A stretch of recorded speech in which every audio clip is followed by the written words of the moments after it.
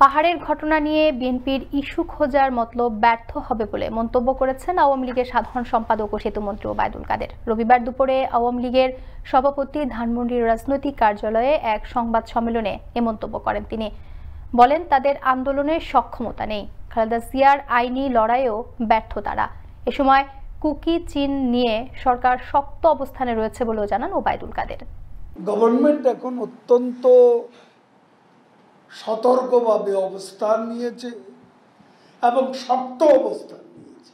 আর BNP নিজেদের ব্যর্থতা ঢাকার জন্য ইস্যু খুঁজে, মিয়ানমার ইস্যু ব্যর্থ হয়েছে, এখন নতুন করে আবার কুকি চীন ইস্যু।